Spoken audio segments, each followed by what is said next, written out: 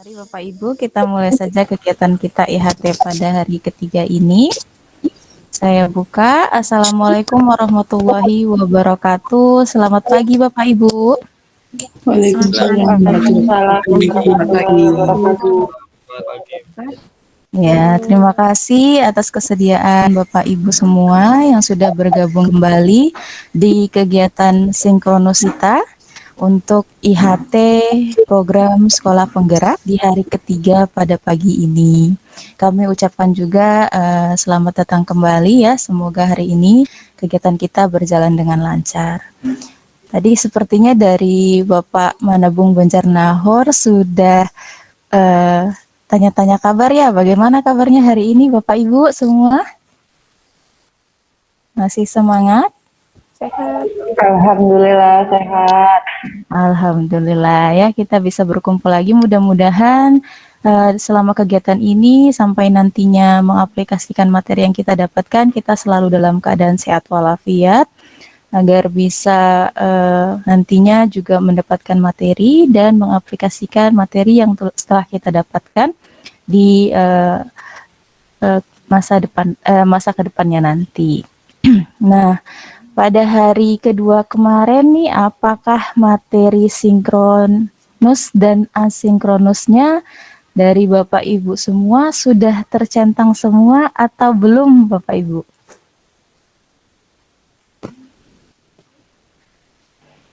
Alhamdulillah sudah. Alhamdulillah, kalau sudah semua berarti target kita yang kemarin untuk menyelesaikan tugas-tugas dalam satu hari, mudah-mudahan bisa tetap dipenuhi ya Bapak Ibu ya, dan kita dalam keadaan yang semangat mengikuti kegiatan. Nah, pada hari ini mungkin kalau masih ada pertanyaan-pertanyaan dari materi yang kemarin yang ingin ditanyakan, kita bisa bahas kembali dan bisa kita diskusikan bersama. Karena hari ini kita akan membahas dua pokok bahasan materi. Yang pertama, pendidikan yang memerdekakan, dan yang kedua, kerangka kurikulum. Nah, kedua materi ini akan disampaikan oleh pemateri kita, Bapak Dr. Andes Manabung Banjarnahor MM, yang alhamdulillah sudah bergabung bersama kita pada pagi hari ini. Selamat pagi Bapak, terima kasih atas kesediaannya Pak. Selamat pagi.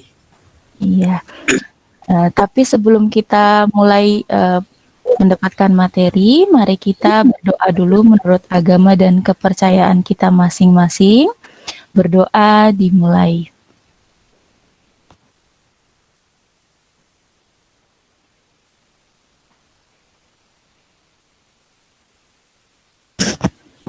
Berdoa selesai. Untuk menghemat waktu, saya persilahkan saya berikan waktu dan tempat kepada Bapak Manabung Banjarnahor MPD untuk menyampaikan materinya. Terima kasih Bapak. Iya, selamat pagi untuk kita semua. Selamat pagi. Selamat pagi Pak. Selamat pagi. Jadi ini hari yang ketiga untuk di hati kita.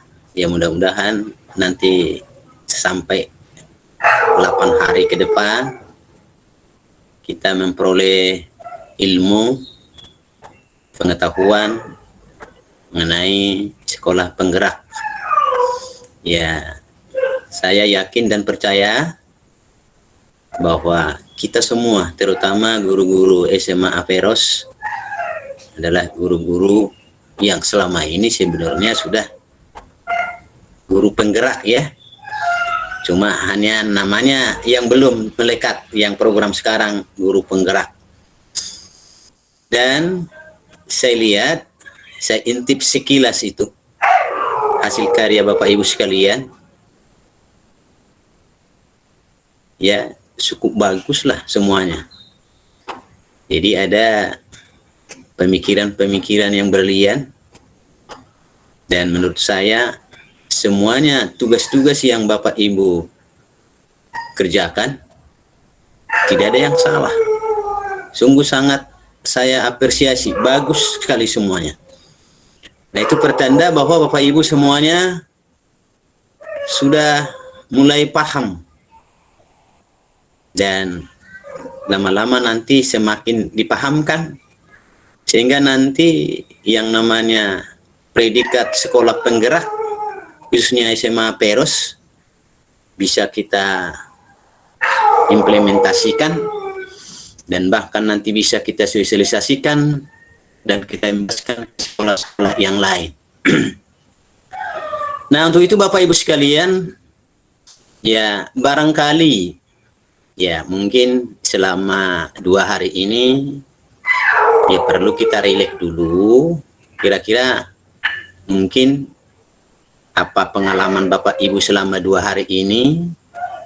Apakah rasa deg-degan kah atau apa? Ya mungkin untuk membuka semangat atau memancing semangat buat kita, barangkali di antara kita coba dulu ada mungkin mau ceritakan cerita dari awal, bagaimana pas masuk begitu, apa yang dipikirkan, dan kira-kira apa nanti misinya ke depan, ya, terutama khususnya mengenai pemahaman sekolah penggerak ini. Siapa dulu yang mau ceritakan pengalamannya dulu selama 2 hari ini? Barangkali saya kasih kesempatan barangkali dulu sama siapa? Ayo.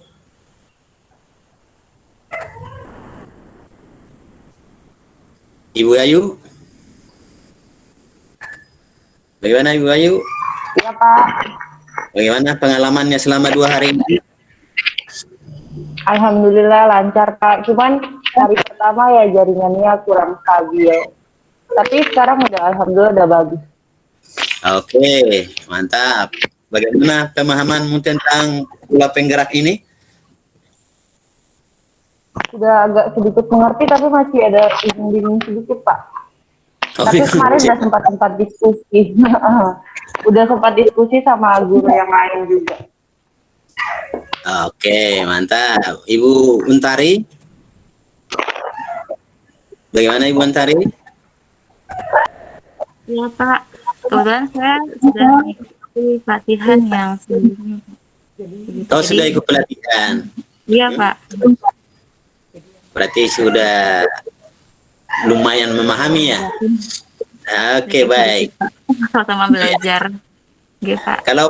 Kalau Pak Sigit? Ya, alhamdulillah Pak sudah mulai paham. Cuma kalau untuk di mapel saya itu bahasa Inggris dan sastra Inggris yang sekarang ini Bu Anis yang masih dalam pelatihan dan pelatihannya belum selesai. Nah, kemarin kami juga sempat diskusi dengan Bu Anis dan Bu Nur Utari juga selaku sesama guru bahasa Inggris. Kami masih mencoba meraba-raba itu tentang proyek di mapel bahasa Inggris dan sastra Inggris itu untuk proyeknya itu seperti apa. Nah itu sekarang mungkin Bu Anis sedang pelatihan dan mungkin akan menanyakan hal itu kepada pemateri yang sedang memberikan materi di pelatihan tersebut. Oke, Pak Sigit. Kalau masalah proyek itu nanti di materi kerangka kurikulumnya ya. Nanti ada struktur kurikulumnya, berapa jam masing-masing mata pelajaran, berapa jamnya untuk pertemuan, dan berapa jam untuk proyek itu.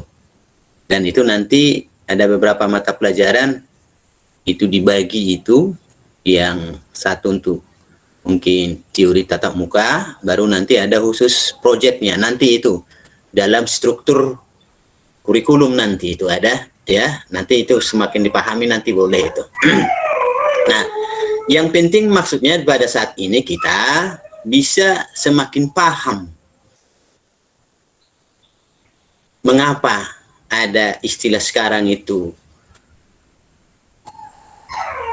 sekolah yang dikatakan merdeka atau disebut dengan merdeka belajar, kan begitu. Nah, apakah memang selama ini kita ini belum merdeka? Kadang-kadang kan pemikiran kita seperti itu. Seperti saya juga selama ini mengatakan, kok ada lagi istilah merdeka belajar. Kan begitu? Apakah kita ini belum merdeka? Kalau menurut Bapak Ibu, apakah kita sudah merdeka, Bapak Ibu yang belajar ini? Bagaimana Bapak Ibu? Sudah merdeka? Masih belum keseluruhan, Pak. Kita masih disibukkan dengan banyak birokrasi yang mungkin untuk penyampaian atau niat kita untuk mencerdaskan anak itu jadi terhambat dengan banyaknya birokrasi. Karena berubah-ubahnya kurikulum seperti itu juga, Pak. Iya. Baik. Menurut Pak Wahyu, iya. Ada lagi yang lain? Silakan.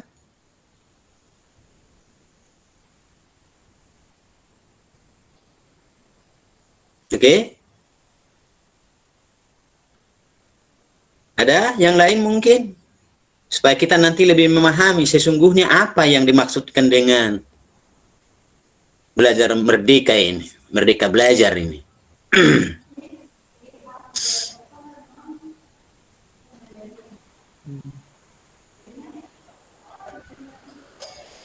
Oke, Bapak Ibu. Nah, jadi masing-masing ada pemahaman. Jadi ada, kalau menurut Pak Mas Menteri itu, ya merdeka belajar itu dia merealisasikan filosofi daripada Pak Menteri Pendidikan pertama Indonesia, Bapak Ki Hajar Dewantara. Tapi ada lagi seperti yang diinfokan oleh Pak siapa kemarin nih. Merdeka itu, jadi R-nya itu double. Jadi merdeka itu merupakan singkatan. Kalau tidak salah kemarin Pak Taufik itu ya, Pak Taufik ya? Oh, iya Halo? Pak. Halo Iya. Pak. Iya, Pak Taufik toh. Yang kemarin itu bahwa merdeka R-nya 2 ya. Itu Oh singkatan iya dari, Pak. singkatan dari mana itu, Pak? Itu double R-nya ya Pak ya. Ya, double R-nya. Ruang kolaborasi dan refleksi Pak. Iya, artinya Kalau itu tidak salah. ya, nanti dicari tahu lagi yang namanya merdeka itu singkatan. Ya kan begitu kan? Jadi ada pemahaman kita merdeka, merdeka itu dalam arti kan bebas kan begitu. Nah, supaya kita lebih memahami apa maksud daripada merdeka belajar itu nanti kaitannya dengan kita bagaimana berinteraksi dengan siswa. Bagaimana kita nanti sekolah itu bisa semakin leluasa untuk memilih metode, memilih apa semuanya untuk menanamkan kebaikan kepada anak-anak kita. Dan anak-anak kita juga pun istilah merdeka di sini kita berikan keleluasaan kepada dia untuk meningkatkan diri bagi dia sesuai dengan potensi yang dimiliki anak tersebut, kan kira-kira begitu. Nah, untuk itu mari kita lihat dulu apa namanya yang melatar belakangi adanya merdeka belajar ini menurut Ki Hajar Dewantara.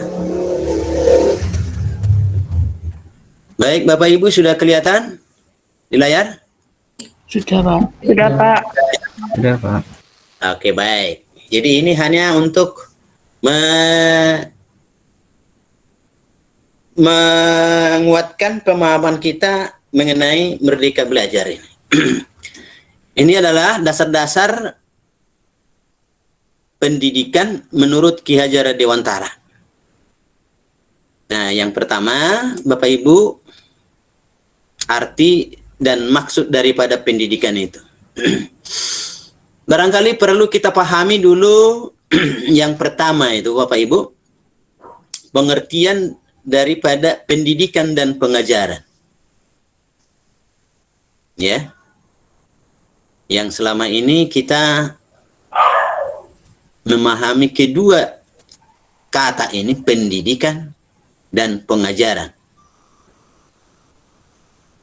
Kira-kira siapa dulu yang bisa membedakan pengertian pendidikan dan pengajaran ini, Bapak Ibu?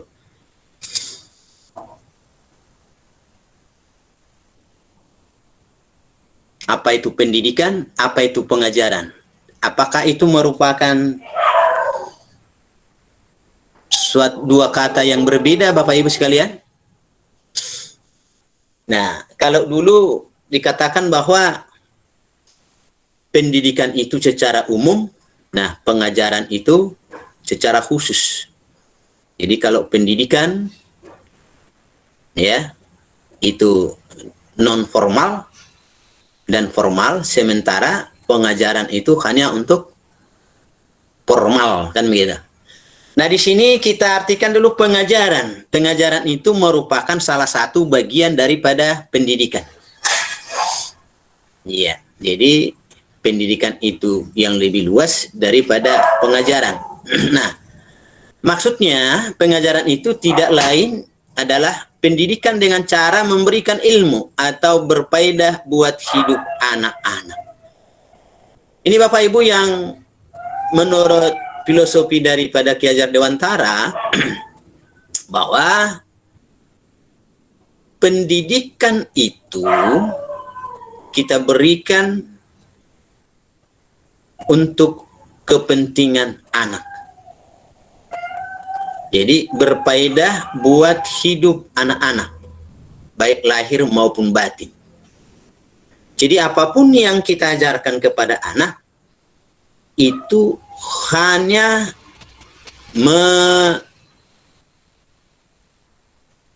kepentingannya untuk anak-anak. Maka kala kita melaksanakan pendidikan itu, jadi orang katakan bahwa kita harus memperhatikan potensi, memperhatikan kepentingan anak. Jadi bukan untuk kepentingan kita sebagai guru, tapi untuk kepentingan anak-anak kita. Nah, di dalam pendidikan itu diartikan sebagai tuntunan. Jadi kita sekedar menuntun dalam hidup tumbuhnya anak-anak. Maksudnya Bapak Ibu, segala kodrat. Jadi anak kita itu mempunyai kodrat yang dimiliki anak itu dibawa sejak lahir. Jadi mungkin kalau kita kaitkan dengan HAM, ya, hak asasi itu ya, hak kodrat yang di bawah manusia itu sejak lahir kan gitu ya. Nah, ini dia yang dimiliki anak, hak kodrat itu, agar mereka dapat mencapai keselamatan dan kebahagiaan yang setinggi-tingginya, baik sebagai manusia maupun sebagai masyarakat. Maka kita laksanakan pendidikan itu, ya Bapak Ibu. Nah, yang berikutnya ini sekedar untuk pemahaman Bapak Ibu untuk kita, untuk Merdeka Belajar ini. Hanya tuntunan dalam hidup. Pendidikan itu hanya suatu tuntunan di dalam hidup tumbuhnya anak-anak kita. Artinya apa?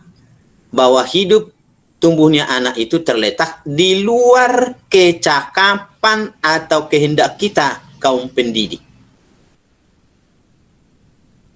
Nah, jadi yang namanya hidup anak itu, jadi di luar kecakapan ataupun kehendak kaum pendidik. Jadi memang anak itu sudah dilahirkan seperti itu. Kita mendidik atau sebagai pendidik, kita hanya menuntun.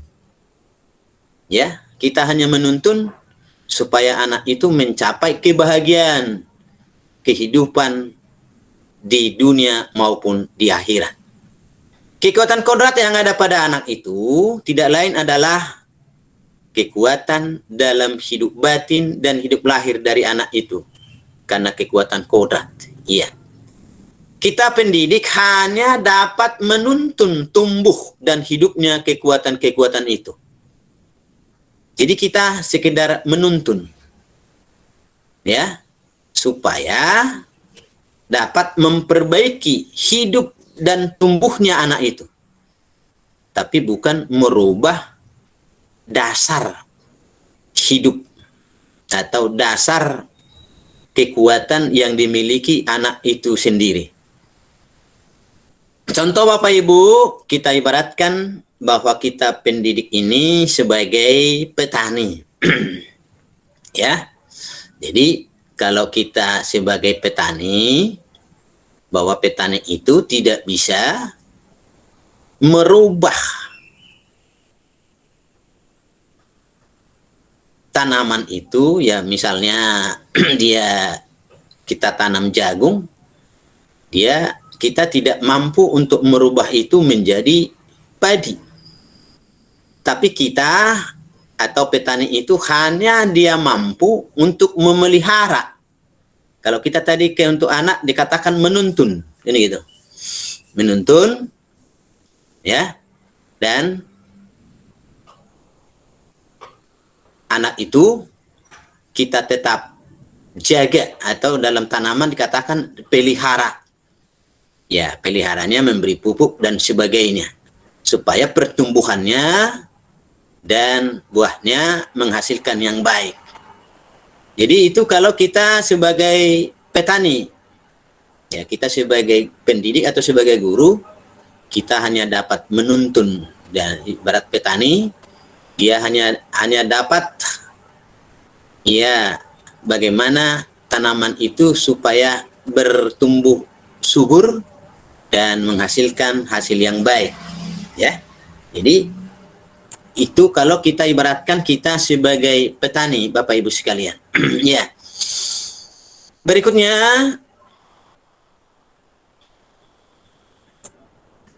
perlukah tuntunan pendidikan itu? Ya, jawabannya ya tentu perlu.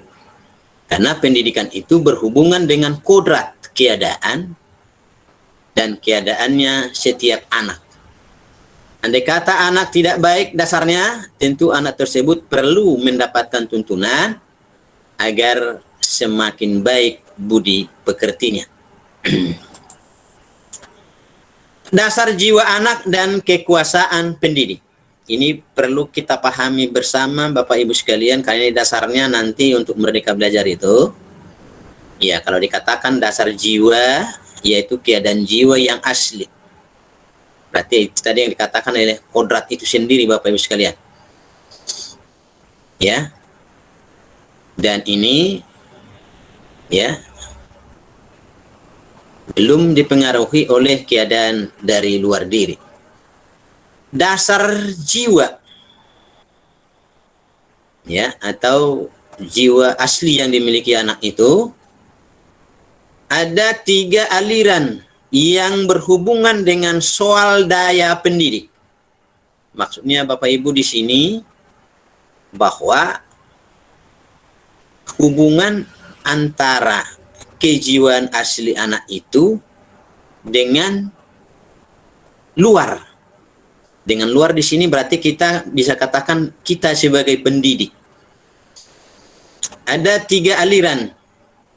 Yang pertama dikatakan anak itu lahir masih murni, masih bersih. Itulah yang diisi oleh kita pendidik. Jadi kalau kita coret lukisan yang baik, ya kemungkinannya anak itu baik. Tapi kalau kita isi dengan coretan-coretan buram, ya kemungkinan anak itu jiwanya yang buram, kan begitu. Berarti seakan-akan bahwa anak itu karakternya atau anak itu kodratnya bisa kita rubah sesuai dengan keinginan kita sebagai pendidik. Nah, makanya dikatakan bahwa yang pertama sebagai guru di dalam atau sebagai pendidik untuk anak itu adalah orang tua. Karena orang tua itulah yang pertama dan yang utama pendidikan bagi si anak. Aliran yang kedua yaitu aliran negatif, yang berpendapat bahwa anak itu lahir sudah ditulis penuh. Jadi anak itu memang sudah ada dan sudah dituliskan bagaimana anak itu. Jadi di sini bagaimana fungsi daripada pendidik atau kekuasaan dari luar. Nah, fungsinya kita hanya dapat merubah karakter anak itu. Ya. Jadi kita hanya sifatnya mengawasi dan mengamati dari pengaruh-pengaruh yang jahat yang mendekati diri anak itu. Sedangkan yang ketiga, dan inilah yang mungkin sekarang masih dipahami ataupun dipedomani oleh kita sebagai guru, yaitu konvergensif teori. Teori ini mengatakan bahwa anak dilahirkan diumpamakan sehelai kertas yang sudah ditulis penuh. Tetapi semua tulis-tulisan itu suram, ya. Dan lebih lanjut, menurut aliran ini, pendidikan itu berkewajiban dan berkuasa menebalkan segala tulisan yang suram dan yang berisikan yang baik, agar kelak nampak sebagai budi pekerti yang baik. Jadi maksudnya Bapak Ibu di sana, bahwa anak itu sudah ada dan sudah terbentuk, ada yang baik dan ada yang tidak baik. Nah, kita hanya sebagai pendidik, kita hanya bisa dikatakan di sini menebalkan segala tulisan. Artinya, ya tentunya kita sebagai pendidik lebih cenderung menebalkan yang berisikan yang baik kepada anak itu supaya budi pekertinya lebih baik. Baru berikutnya Bapak Ibu lanjutannya, tabiat yang dapat dan tidak dapat berubah. Nah ini tadi menurut ya aliran tadi konvergensi teori itu, bahwa ada yang baik dan ada yang tidak baik. Nah, yang dimiliki oleh anak tersebut, dan menurut teori ini bahwa anak itu ya ada yang bisa kita rubah dan ada yang kita tidak bisa rubah. Nah, yang pertama itu yang dikatakan dengan intelligence, yaitu bagian yang berhubungan dengan kecerdasan, angan-angan atau pikiran atau intelek, serta dapat berubah menurut pengaruh pendidik atau keadaan. Jadi inilah yang bisa kita rubah. Sedangkan yang kedua dinamakan bagian yang biologis, yakni bagian yang berhubungan dengan dasar hidup manusia atau bios, yang dikatakan tidak dapat berubah lagi selama hidupnya. Berikutnya Bapak Ibu sekalian, ya, itu perlunya menguasai diri dalam pendidikan dan budi pekerti. Nanti barangkali supaya ingat waktu, nanti bisa saya share ini materinya, dan ini saya ambil dari materi yang di dalam LMS ya, dan jenis-jenis budi pekerti nanti bisa, tapi yang ya, dan naluri pendidikan. Nah, inilah Bapak Ibu yang berkaitan dengan kaitannya dengan teori atau filosofi pendidikan Ki Hajar Dewantara. Oke, Bapak Ibu, selanjutnya kita bandingkan dengan ini dasar-dasar pemikiran Ki Hajar Dewantara. Ini saya ambil sarinya dari itu, kalau Bapak Ibu menonton film itu yang refleksi, ini dari refleksi dari Dirjen SMA kan? Ya. Supaya kita lebih memahami mengenai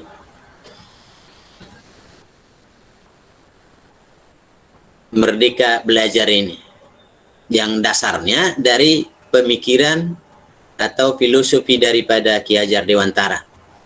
Ini Bapak Ibu inti-inti sarinya yang dari refleksi daripada Dirjen SMA itu. Pendidikan adalah tempat persamaian segala benih-benih kebudayaan yang hidup dalam masyarakat kebangsaan. Pendidikan menjadi pondasi pembentukan peradaban bangsa. Inti dari filosofi pendidikan menurut Ki Hajar Dewantara adalah perubahan. Pendidikan dan kebudayaan itu harus dinamis atau berubah. Kebudayaan itu tidak ada yang sama. Esensi kebudayaan itu adalah nilai-nilai kemanusiaan. Pendidikan juga sejatinya dinamis, menjawab tuntunan zaman, ya. Dan selanjutnya, ya, pertukaran kebudayaan menguatkan identitas kebudayaan masing-masing.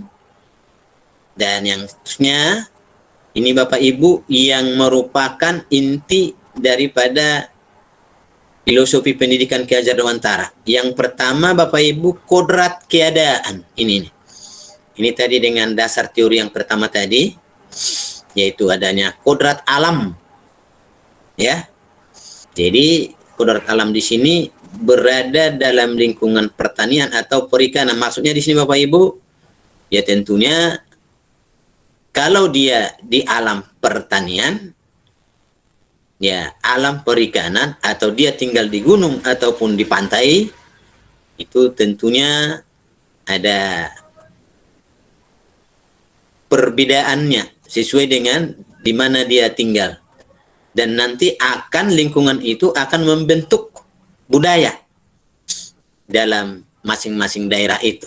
Dan zaman, kodrat zaman, adanya perubahan dari waktu ke waktu. Artinya bahwa ada perubahan dari masa penjajahan, itu Jakarta itu ya, masa penjajahan, masa kemerdekaan dan seterusnya, dan masa kita sekarang. Prinsip melakukan perubahan Bapak Ibu, ini ada 3, ya, kontinuitas, konvergensi, dan konsentris. Ini dasar-dasar yang refleksi daripada Bapak kita, Bapak Dirjen SMA. Yang pertama itu kontinuitas. Kita melakukan dialog kritis dengan sejarah dalam maju ke depan. Tidak lupa akar nilai budaya yang hakiki dari masyarakat itu sendiri. Ya Bapak Ibu, ini nanti bisa saya share, materinya bisa Bapak Ibu baca, supaya kita lebih memahami mengenai Merdeka Belajar ini. Iya, budi pekerti. Iya, budi, cipta, rasa, dan karsa. Cipta, pikiran, rasa, perasaan, dan karsa, kemauan. Dan pekerti, tenaga atau raga. Dan seterusnya, Bapak Ibu sekalian. Iya. Dan terakhirnya, pendidikan dan pendidik yang memandang anak dengan rasa hormat. Semua yang kita lakukan berorientasi kepada murid. Bebas dari segala ikatan, dengan suci hati mendekati anak. Tidak meminta sesuatu hak, namun untuk berhamba kepada anak. Orientasi pada anak adalah unsur yang paling esensial. Inilah Bapak Ibu yang terutama dasar daripada Merdeka Belajar itu. Menurut Ki Hajar Dewantara. Pendidikan dan pendidik yang memandang anak dengan rasa hormat. Semua yang kita lakukan berorientasi kepada siswa atau murid. Dan bebas dari segala ikatan, dengan suci hati mendekati anak. Tidak meminta sesuatu hak, namun untuk menghamba kepada anak. Orientasi kepada anak-anak. Unsur yang paling esensial. Inilah yang paling utama Bapak yang perlu kita ingat. Ini filosofi pendidikan daripada Ki Hajar Dewantara. Nah,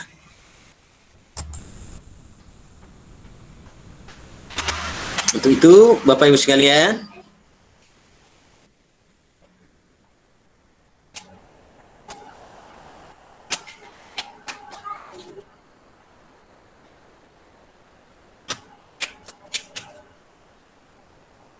ya, untuk ini Bapak Ibu sekalian, untuk sementara waktu ada mungkin yang mau bertanya?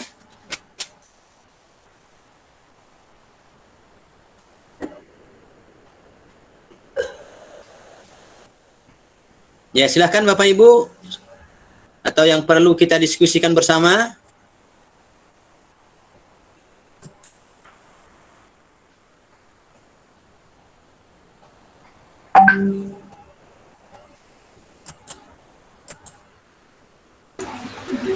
Ayo, silakan Bapak Ibu.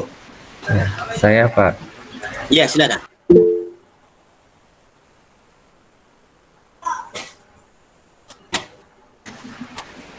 Izin bertanya Pak Banjar. Ya, Eh, Tadi yang disampaikan tentang Merdeka Belajar berdasarkan filosofi dari Ki Hajar Dewantara iya. itu bahwa eh, guru itu senantiasa berorientasi kepada murid. Nah, ini mungkin kalau pandangannya Pak Banjar, kira-kira hal yang seperti apa gitu ya yang bisa guru lakukan sehingga tugas-tugasnya itu ya tadi sesuai dengan makna senantiasa berorientasi kepada murid tersebut. Oke, pertanyaan yang memang luar biasa ini. Memang kalau kita pikir sekilas, berarti seakan-akan kita dengan pernyataan ini semuanya kita sebagai guru bergantung kepada siswa, kan begitu ya. Oke, nah jadi kalau menurut teori pendidikan tadi bahwa pendidikan itu, kan gitu ya, pendidikan itu harus kita lakukan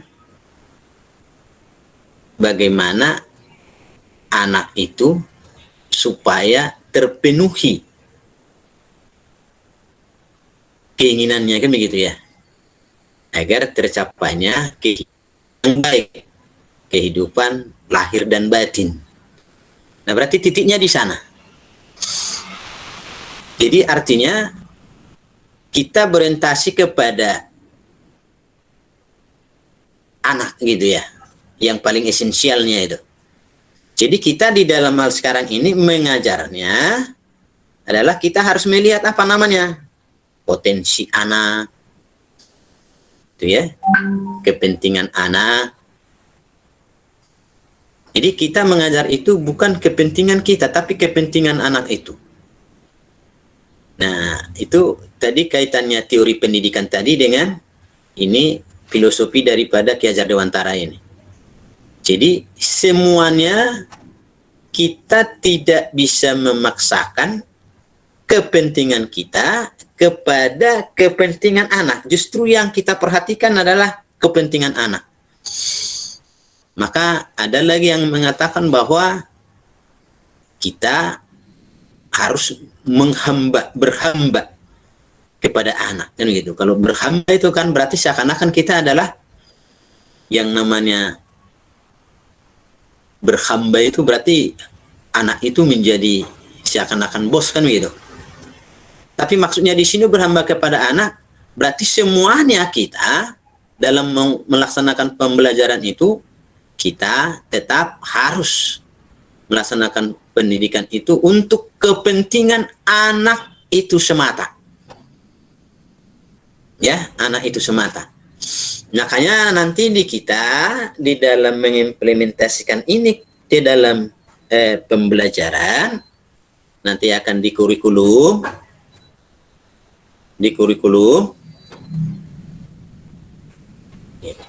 nah, kita nanti berikan dulu ya, menyusun bahan ajar itu harus menyusun pembelajaran itu, bahan ajar itu sesuai dengan tingkat kemampuan anak. Berarti nanti ada fase-fasenya, tapi nanti ada dapat di kurikulumnya itu. Jadi kira-kira begitu maksudnya. Jadi berorientasi kepada anak, berarti semuanya kita, ada lagi yang dikatakan yang paling apa lagi, berhambakan. Nah, kalau dikatakan berhambakan seakan-akan anak itu sebagai raja. Tapi intinya bahwa kita dalam mengajar dan mendidik itu semata-mata untuk kepentingan daripada anak itu sendiri. Ya, saya kira begitu. Atau mungkin ada yang lain yang bisa memberikan pendapat?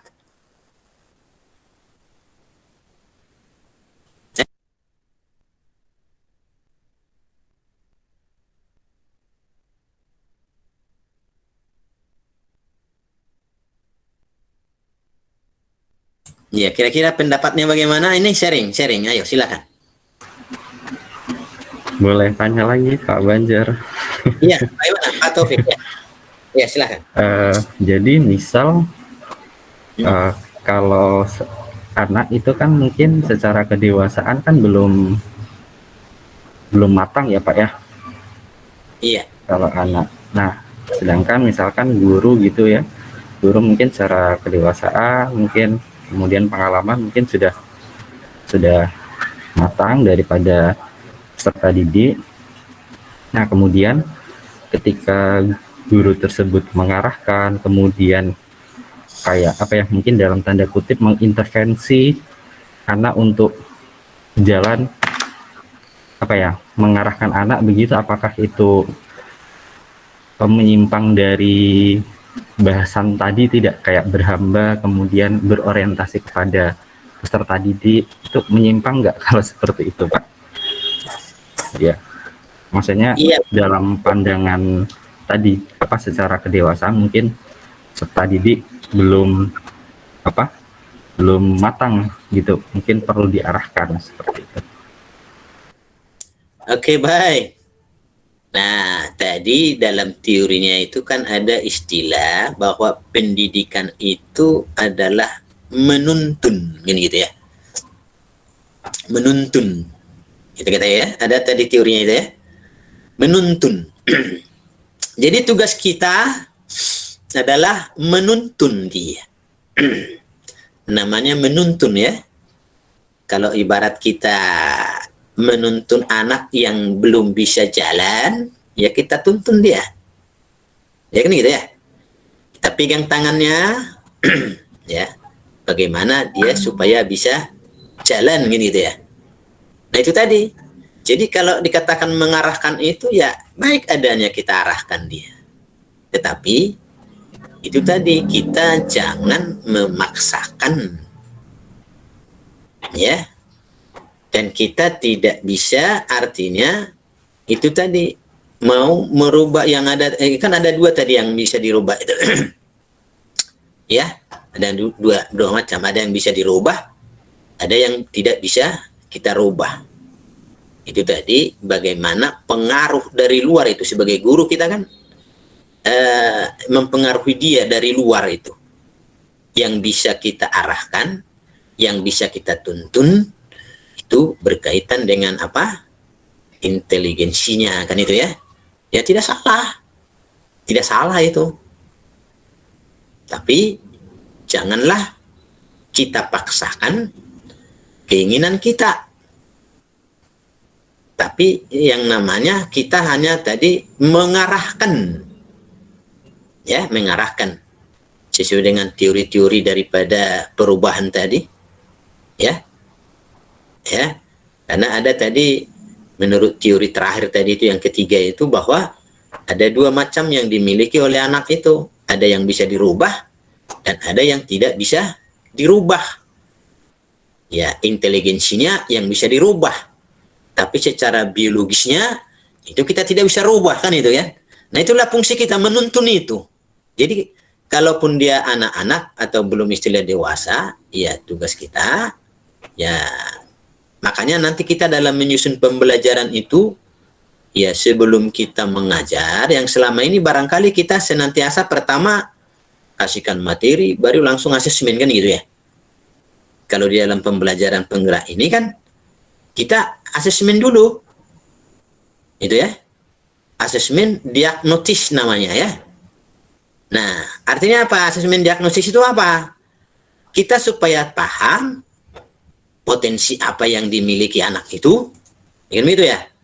Nah, baru anak itu siapa, anak itu bagaimana, dan apa kebutuhannya, kan itu ya. Itu namanya asesmen diagnosis itu ya. Barulah nanti kita apa? menyusun program pembelajarannya. Kalau selama ini kan kita hanya susun programnya, baru kita ajarkan asesmen, kan itu ya. Kalau sekarang enggak, justru kita asesmen dulu. Namanya asesmen diagnotis. Mendiagnosa apa kebutuhan anak itu, mendiagnosa apa potensi yang dimiliki anak itu. Nanti dari hasil diagnosisnya itulah baru nanti kita melaksanakan pembelajaran, baru namanya ada asesmen yang kedua, yaitu asesmen apa Bapak Ibu? Nanti asesmen apa? Sumatif. Sebelum sumatif. Sumatif yang Formatif apa ya? Iya, formatif ya. Formatif dulu. Formatif itu bisa berulang kali. Kalau selama ini kan kita lakukan itu kalau sudah selesai 1 KD ya. 1 KD atau bisa kita lakukan dalam proses mengajar baru nanti sumatifnya kan begitu. Nah, kira-kira begitu. Ya, ya. Jadi tugas kita menuntun yang mengarahkan ya. Oke, itu menurut tanggapan dari filosofi Ki Hajar Dewantara tadi. Oke, baru ada yang lain. Bagus sekali Pak. supaya ya. Terima kasih Pak Banjar atas pencerahannya. Iya, baru ada lagi yang lain? Saya Pak. Ya, silakan. Oke Pak, terima kasih kesempatannya. Jadi yang ingin saya tanyakan itu kan tadi Bapak menjelaskan kalau anak kita itu hanya menuntun ya, karena anak itu ada yang istilahnya bisa diubah, ada yang tidak bisa diubah. Bagaimana dengan peranan guru jika ada orang tua yang menuntut agar anaknya itu berubah ke arah yang lebih baik, Pak. Sedangkan si anaknya sendiri tidak bisa diubah gitu ya, susah diubah. Itu bagaimana, Pak? Oke. Nah, ini memang ini mungkin Bapak mengutarakan ini sesuai dengan pengalaman ya, pengalaman di sekolah lah saya katakan ya. Ya. Pak Akbar ini ya. Ya. Oke. Jadi inilah yang namanya filosofi ya. Filosofi pendidikan menurut Ki Hajar Dewantara, itulah yang tadinya itu ya. Ya, jadi memang keinginan daripada orang tua atau keinginan ya pada umumnya orang tua kan menginginkan bagaimana anak itu supaya berubah menjadi pintar, merubah menjadi yang lebih baik, kan begitu ya. Tapi terkadang kita tidak memahami yang namanya tadi apa, potensi anak itu, ini gitu. Itu yang pertama, potensi anak itu, karena bagaimanapun 2 anak kembar sekalipun itu tidak sama potensi yang dimilikinya itu. Ini gitu ya. 2. Jadi makanya kita dalam Merdeka Belajar ini ya kita harus pertama memahami tadi yang saya katakan tadi dulu. Potensi anak itu, kebutuhan anak itu, supaya kita bisa kembangkan. Nah, memang secara umum ya pendidikan itu kan merubah gitu ya. Kalau pendidikan itu kan definisinya kan merubah kan begitu. Tapi di dalam sekolah penggerak ini dikatakan kita kan tadi menuntun kan itu ya. Kalau selama ini yang namanya merubah yang tidak tahu menjadi tahu gitu ya. Ya, tapi kita tidak bisa merubah yang kecil menjadi besar kan itu kan. Tidak bisa. Tapi yang kita rubah itu tadi yang menurut teori tadi ya.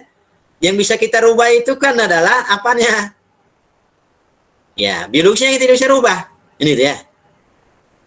Nah, tapi terkadang juga karena anak itu tadi masing-masing punya potensi yang berbeda. termasuk juga ya barangkali inteligensinya yang berbeda, yang selama ini kita katakan kan IQ-nya kan gitu ya. Makanya ketika nanti kita melaksanakan asesmen itu, ya asesmen sumatif itu ya, akhir daripada pembelajaran itu, ya nanti kita akan analisa lagi. Anak ini kita tempatkan di fase mana lagi dia. Jadi ini yang terkadang juga nanti di dalam pembelajaran itu, anak itu kita masing-masing tempatkan di fase yang ada, supaya nanti kita bisa menempatkan tujuan pembelajaran yang berbeda bagi anak itu, kan begitu. Ini yang paling repot. Anak itu sekarang 36 dalam satu kelas, tapi setelah kita ujian sumatif, berarti ada yang dulu, yang selama ini kan ada yang dikatakan tuntas. Tuntas itu kan dalam KD-nya kan itu kan, KD ini. Tapi nanti di sini dikatakan dengan capaian yang namanya CP ya. Ya. Capaian pembelajaran itu nanti. Capaian pembelajaran itu nanti yang ditetapkan oleh dari pusat. Nanti ada berikutnya itu. Nah, di sini kadang kita juga ya kita katakan dengan teori tadi, keinginan kita ini yang tidak bisa. Keinginan orang tua ini yang tidak bisa juga. Nah, menurut teori ini, dan ini memang ada keluarga yang sekarang ini yang bisa kita katakan orang tua memaksakan kehendaknya kepada anaknya. Anaknya potensinya seharusnya jurusan mesin, tapi anaknya dipaksakan untuk apa? Jadi dokter kan itu kan? Ya. Sehingga anak itu ya mengalami kegagalan. Jangan itu kan, karena tidak sesuai dengan potensinya. Nah gitu. Jadi ini diarahkan bahwa ya kita mengarahkan anak itu, kita mengembangkan anak itu, kita menuntun anak itu sesuai dengan potensi yang dia miliki. Nah, kira-kira begitu. Jadi memang ya dalam situasi keadaan sekarang ini atau pendidikan sekarang ini, karena kita senantiasa hanya melihat yang namanya tingkat kemampuan pengetahuan bagi anak itu. Makanya setelah dia tamat, yang kita kategorikan anak yang pintar, belum tentu dia bisa memenuhi kehidupannya di dalam masyarakat nanti kelak. Bisa saja yang biasa-biasa tadi bisa dia, tapi karena pas dia dengan potensi yang dimilikinya, dia menjadi kita katakanlah orang yang sukses karena pas di bidangnya, kan kira-kira begitulah maksudnya. Jadi makanya kita mengarahkan anak itu sesuai dengan potensi, kita mengembangkan anak itu sesuai dengan potensi yang dimiliki anak tersebutnya. Kira-kira begitulah mungkin yang Merdeka Belajar ini. Jadi kemerdekaan anak itu jangan kita perkosa, kan begitu. Kembangkanlah sesuai dengan potensi yang dimilikinya. Ya, kira-kira begitu. Ya, bagus sekali. Ya, kira-kira ada mungkin masukan yang lain supaya kita lebih memahami masalah Merdeka Belajar ini. Ya, silakan. Saya bertanya, Pak, saya mau bertanya. Iya, silakan. Ibu siapa, Ibu? Untari. Oh, tadi bukan. Iya, Ibu Untari, silakan. terima kasih Pak untuk waktunya. Aku terkait dengan jawaban Bapak tadi tentang asesmen diagnostik nih Pak. Jadi misalnya nanti kami mengajar gitu di kelas yang anak-anaknya sangat beragam. Misalnya 30 anak nih, kami melakukan asesmen diagnostik. Nah, dari hasil itu beragam sekali permasalahan yang ditemukan begitu Pak. Nah, menurut Bapak, bagaimana kami buat menyusun sebuah program yang tepat sesuai dengan tingkat kemampuan dan pemahaman anak-anak yang beragam tersebut, Pak? Oke, iya, ini memang kalau kita bayangkan ini pertanyaannya Ibu Untari, ini memang pertanyaan yang praktis ini, bukan teoritis ya gitu ya. Itu nanti bagaimana melaksanakan ini nanti ketika kita melaksanakan asesmen diagnosis kan begitu ya. Nah, potensi anak. Jadi dengan adanya asesmen diagnosis ini nanti, berarti kan kita bisa menempatkan anak itu di fase mana kan kira-kira begitu. Padahal anak itu kan dalam satu kelas kan itu ya. Dalam satu kelas. Ada ya kalau sekarang menurut aturan kan maksimalnya 36 ya. Ya, 36. Nah, bagaimana kalau anak itu, ya kita katakanlah dia ada dalam 4 kelompok lah kita katakan. 4 kelompok saja kita sudah repot gitu ya. Nah, jadi ini dalam melaksanakan ini kayaknya memang ya kita agak berpikir rasa apa namanya? Rasa nano-nano ke apa ini ya? Ada manisnya, ada garamnya, ada apanya itu ya.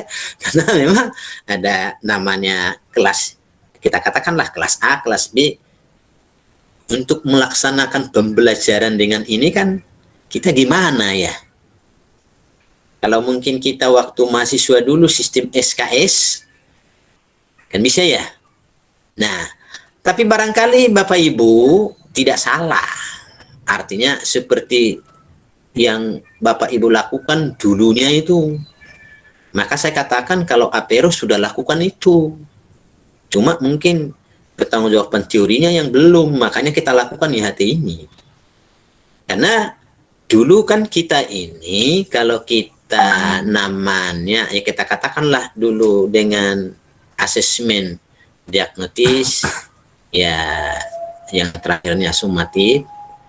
Ketika anak itu masih belum kompeten, ini kompetennya ini kan dulu Bapak Ibu lakukan bukan per mata pelajaran tapi per KD-nya kan itu ya. Nah, per KD-nya kan itu ya.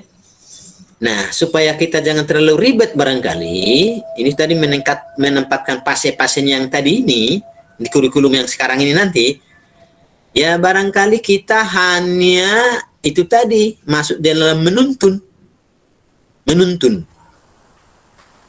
Yang namanya menuntun, ya kalau dulu kita itu kan mengejar ketercapaian materi kan itu ya. Nah, mengejar ketercapaian materi. Nah, kalau artinya anak ini kita tuntun lagi yang tinggal, kapan kita menuntunnya supaya terpenuhi kurikulum, target kan itu kan. Nah, makanya sekarang ini kita tidak perlu lagi harus tercapai target kurikulum. Karena itu nanti serangkaian mulai dari fase A, B, C, D, E. Kita kalau SD kan berapa Pak fase Bapak Ibu? Ya. 3, Pak. 3 ya? 3, Pak. Sampai kalau SMP 1 ya? SMPD, Pak. Iya, SMP 1 ya? SMP ya, 1. Baru SMA 2 ya? SMA 2 ya? Iya. Nah, jadi nanti itu ya kita tempatkan aja sudah yang fasenya. Karena itu kan nanti kita analisa dia sesuai dengan CP, capaian pembelajaran. Capaian pembelajaran itu kan ibaratnya kalau sekarang itu ya kumpulan daripada KIKD apa ya? Karena capaian pembelajaran itu kan ada nanti dari pusat, itu urusannya pusat. Nanti akan dikirim. Barangkali Bapak Ibu sudah ada masing-masing itu apa? Ada capaian pembelajaran itu. Oke. Nah, jadi kalau dulu Bapak Ibu kan si A sudah mencapai KKM. Nah, tapi si B belum. Berarti kan yang belum ini perlu kita apa lagi? Tuntun dia. Nah, kita tuntun dia. Ya, tuntunannya apa? Kita memberikan apa? Tugas apa sebagainya modelnya. Jadi sekarang ini kita bisa bagaimana, tapi ingat, jangan istilah memaksakan kehendak kita. Kita lihat potensinya bagaimana. Ini memang yang repot. Kadang kita kan menganalisanya kan tidak pas. Sehingga kita belum paham betul anak itu potensinya bagaimana, apa segala macamnya. Terkadang kita katakan selalu ponis bahwa anak itu kalau tidak bisa menjawab, anak bodoh, kan itu ya. Padahal memang potensinya bukan di situ kan itu kan. Nah inilah sekarang yang perlu sebenarnya kita rubah. Ya. Jadi masalah pelaksanaannya itu nanti, itu tadi memang perlunya kita apa? Menuntun itu aja, menuntun itu aja. Kalau artinya ada diklasifikasikan ada ini si A belum potensi, belum kompeten, si B masih paruh, kriterianya bagaimana? Ya kita ya menuntun, namanya menuntun. Ya. Dan jangan kita paksakan, itu persoalannya. Maka dikatakan tadi ada istilah apa? Menghambakan. Ya, berpusat kepada anak. Nah, memang ini bahasa-bahasa yang luar biasa sebenarnya. Ya, tapi itu kan namanya filsafatnya. Ini maka dikatakan filosofi pendidikan. Namanya filsafat itu kan. Itu yang sangat-sangat ya boleh kita katakan raba-raba. Tapi ya menurut pendidikan kita sekarang bahwa filsafat daripada Ki Hajar Dewantara itu memang luar biasa, maka kita pakai sekarang untuk supaya tetap menjaga apa namanya ciri khas Indonesia itu. Karena cita-cita Ki Hajar Dewantara itu kan adanya tetap mempertahankan Indonesianya itu, nasionalismenya itu. Iya. Karakternya itu. Karakter apa? Ya karakter, ya tentunya tingkah laku yang sesuai dengan apa? Nilai-nilai Pancasila. Maka ada sekarang yang namanya apa? Profil pelajar Pancasila. Nah itu nanti ada berapa Bapak Ibu itu? Profil? Ada 6, Pak. Ada 6, Pak. Bagus sekali memang, ada 6 itu. Nah itu dia maksudnya. Yang penting terpenuhi itu. Jadi kita jangan semata-mata hanya melihat anak itu dari segi pemahaman tentang pengetahuan. Itu kan? Iya. Oke, saya kira begitu pemahamannya ya. Ya nanti ya tergantung Bapak Ibu bagaimana menuntunnya. Maka kita diharapkan harus ada berpikiran apa? Kritis. Kan itu kan? Oke, Bapak Ibu. Nah, oke. Baru tadi siapa lagi yang belum? Ibu. Saya, Pak, saya. Ibu Ayu, ya. Silakan Ibu. Pak, saya mau bertanya, bagaimana cara kita melihat atau menuntun potensi anak yang anak tersebut sendiri tidak tahu potensi apa yang dia miliki, Pak? Ya, ini dia. Ini dia memang. Jadi, ini perlu, itulah namanya kita ini kan sebagai guru. Ini makanya dikatakan apa? Asesmen diagnostis, mendiagnosa. Kalau istilah kedokterannya kan mendiagnosa ini. Tapi mendiagnosanya, oh, apanya yang sakit gitu ya. Oh, ini diagnosanya, oh ini penyakit cacingan ini kan gitu ya. Nah, inilah perlunya kita namanya asesmen diagnostis. Mendiagnosa anak itu. Ya. Apakah itu kan itu tes diagnosis itu kan ada berupa apa namanya? Wawancara ada berupa mungkin ada format isian, ada mungkin berupa pengamatan. Nah, jadi memang ini hal-hal dan terkadang juga kita ini ya diberi tugas dan beban yang mungkin kita harus bekerja ekstra. Kenapa saya katakan kita bekerja ekstra? Ya karena tes diagnosis itu kan di luar apa? Di luar jam pembelajaran itu kan. Nah berarti dengan kata lain apakah kita ke rumahnya Nah, apakah kita kemananya? Inilah yang perlu nanti disepakati oleh sekolah itu.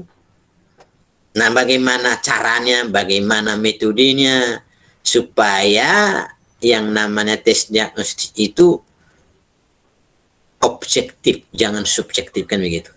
Karena nanti tesnya ini kan di luar jam pembelajaran ini, kalau menurut yang kita pahami sekarang ini, kan gitu kan. Itu mana Pak Wahyu? Pak Wahyu begitu kah, Pak Wahyu? Halo, Pak Wahyu? Nah, ya, kalau Ya, Pak. tes diagnostik Benar, Pak. di luar apa itu kan, di luar jam pembelajaran toh, Pak? Iya, Pak. Bagaimana? Nah, berarti ekstra itu. Nah, jadi memang ya tergantungnya juga kita, namanya juga Merdeka Belajar, bagaimana kita mendapatkan potensi yang dimiliki anak itu, ya perlu, maka nanti ada kolaborasi gitu loh. Maka di dalam pendidikan itu kan harus melibatkan siapa? Ya orang tua, kepala sekolah, ada guru BP, ada namanya berkolaborasi itu. Jadi makanya nanti kita di dalam pendidikan itu atau dalam sekolah itu tidak berdiri sendiri, harus berkolaborasi semuanya. Maka nanti di dalam, mungkin nanti dalam menentukan visi misi juga harus melibatkan komite, bahkan harus melibatkan lingkungan di mana kita tinggal, di mana sekolah itu ada. Dan kita harus menganalisa lagi, mungkin keadaan ekonomi dan sebagainya, supaya nanti visi misi itu dan tujuannya itu nanti bisa pas. Ya, dan itu memang masih tugas kita nanti, ya. Jadi memang pekerjaan yang kita katakan lumayan spesifik itu. Karena yang kita apakan pribadi-pribadi, bukan kelompok atau bukan per kelas. Maka dalam penilaian itu juga nanti bukan per kelas, tapi per individu anak itu sendiri. Ya. Nah, jadi seperti itu ya. Mungkin secara umum jawabannya seperti itu ya. Jadi memang pekerjaan yang membutuhkan pemikiran yang memang luar biasa, dan memang harapan kita harus harus objektif, jangan subjektif ya. Oke, saya kira itu. Ada lagi yang lain? Oke. Nah, ada lagi satu lagi materi yang berkaitan tadi dengan kaitannya dengan profil tadi ya. Nah, mungkin sekilas saya munculkan ya satu lagi. Oke, Bapak Ibu sudah lihat tampilannya? Sudah, Pak.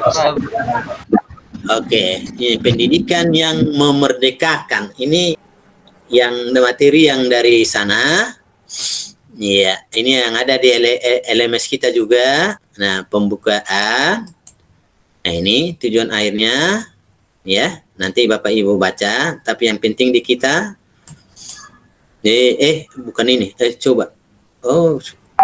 Gantikan dulu. Bukan ini. Pengajaran yang sesuai dengan ini. Ya, ini.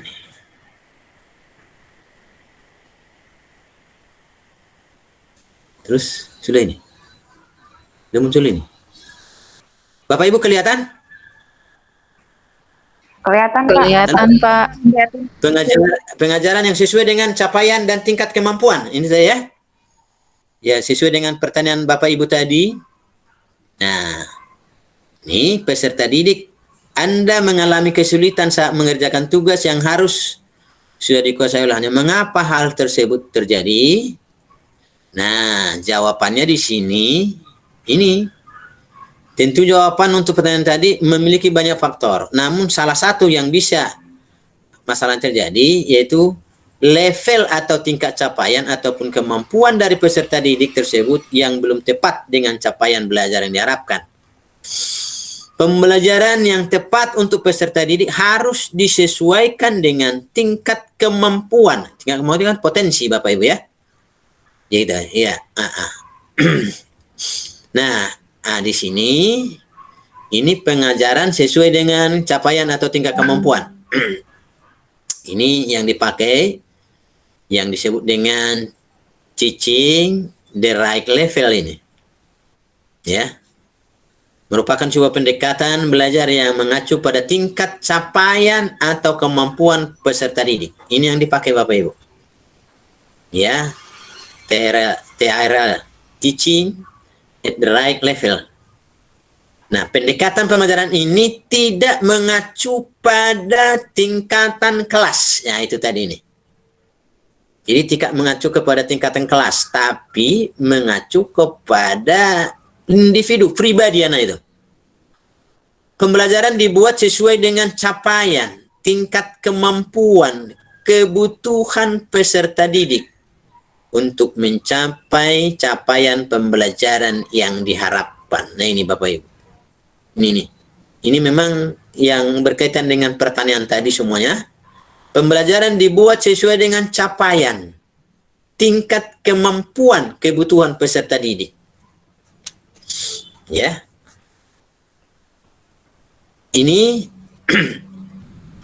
adalah bentuk implementasi yang sesuai dengan filosofi Ki Hajar Dewantara. Ini tadi. Jadi kaitannya tadi dengan filosofi Ki Hajar Dewantara. Dengan memperhatikan capaian, tingkat kemampuan dan kebutuhan peserta didik sebagai acuan untuk merancang pembelajaran, maka kita melakukan segala upaya kita untuk berpusat pada peserta didik. Nah, maka dikatakan berpusat pada murid atau siswa. Ya. Nah, sekilas mengenai pengajaran sesuai dengan capaian atau tingkat kemampuan. Nah, ini Bapak Ibu sekalian. Nah, tujuan pengajaran dengan menggunakan pendekatan ini adalah penguatan kemampuan numerasi dan literasi dan seterusnya. Tapi yang perlu kita lihat Bapak Ibu di sini, ini nih. Nomor 3 ini. Setiap fase, ini fase tadi itu. Kalau SMA ada 2 fase, ya, ataupun tingkat tersebut. Jadi fase ini di dalam bidang studi masing-masing juga ada ini. Nanti akan di ada CP-nya itu dari pusat, tapi nanti kita akan menerjemahkan lagi kepada tujuan pendidikannya. Ya, dan tujuan pendidikannya ada nanti ATP namanya, ya. Tapi di sini setiap fase ataupun tingkat tersebut mempunyai capaian pembelajaran yang harus dicapai. Proses pembelajaran peserta didik akan disusun mengacu pada capaian pembelajaran tersebut, namun disesuaikan dengan karakteristik, potensi, dan kebutuhan peserta didiknya. Ya. Kemajuan hasil belajar akan ditentukan berdasarkan evaluasi pembelajaran. Peserta didik yang belum mencapai capaian pembelajaran di fasenya akan mendapatkan pendampingan oleh pendidik untuk bisa mencapai capaian pembelajarannya. Ya, jadi sini pendampingan, atau boleh kita katakan juga menuntun. Ya, namanya mendampingi itu kan menuntun sesuai dengan teori tadi. Jadi guru itu, ya, dia sifatnya hanya mendampingi, mengawasi, kan itu ya. Ya. Oke. Berikutnya, pengajaran sesuai dengan capaian atau tingkat kemampuan. Pendekatan ini sudah digunakan oleh beberapa negara. Ini hasil ya penelitian ini. Nah, ini nih Bapak Ibu sekalian, ada tahapannya ini. Yang pertama asesmen ini. Asesmen ini, langkah pertama yang kita lakukan adalah asesmen diagnostik. Yang perlu dikenali antara lain potensi, karakteristik, kebutuhan, tahap perkembangan peserta didik, tahap capaian pembelajaran anak didik. Setelah kita memahami ini semua, atau setelah ini dapat, atau setelah kita sudah mengidentifikasi potensi, karakteristik, tingkat pencapaian ini, barulah kita menyusun perencanaan pembelajaran. Nah, disinilah kita akan temukan nanti pengelompokan. Jadi artinya pengelompokan peserta didik itu sesuai dengan tingkat capaian, kemampuannya, ya. Baru ini yang dalam kelompok yang sama, ya tentunya kita buat dalam tingkat yang sama.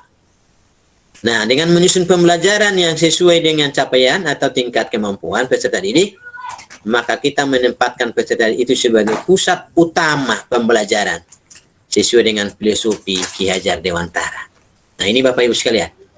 Nah, baru setelah kita memprogramkan, baru masuk ke pembelajaran. Nah, di dalam pembelajaran itu ada asesmen.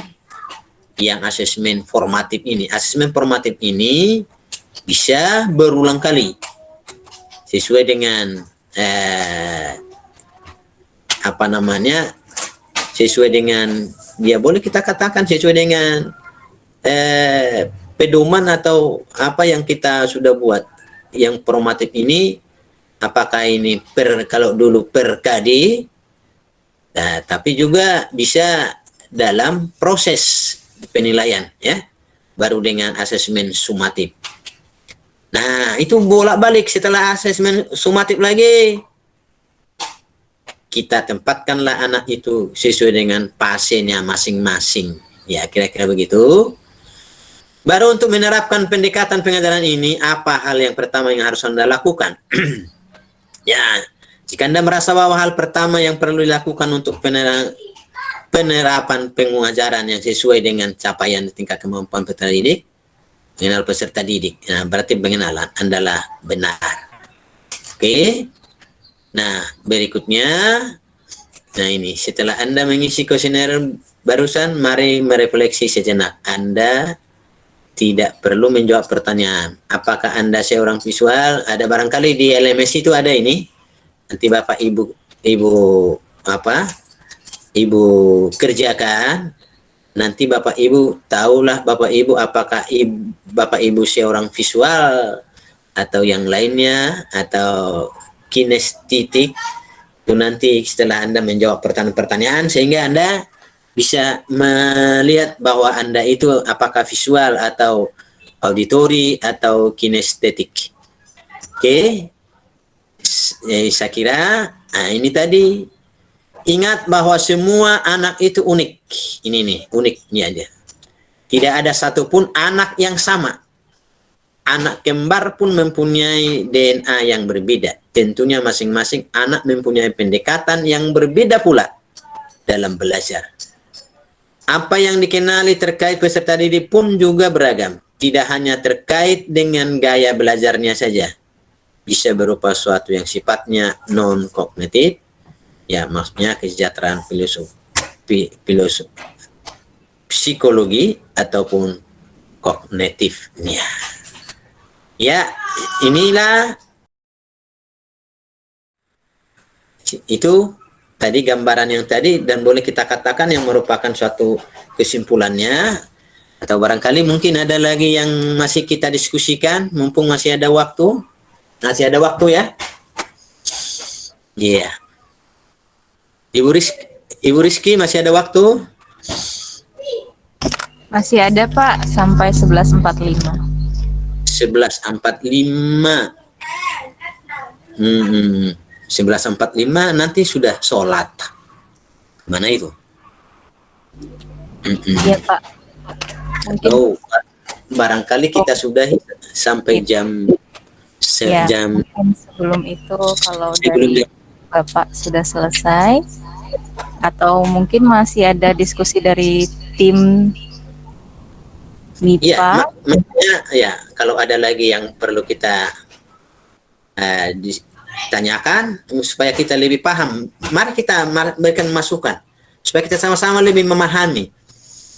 Karena ya ini barang baru yang diperbaharui kayak ini. Karena ini kan sebenarnya ini kan filosofi Ki Hajar Dewantara ini. Padahal Ki Hajar Dewantara itu mendirikan taman siswa dulu tahun berapa Bapak Ibu? Taman siswa pertama Ki Hajar Dewantara itu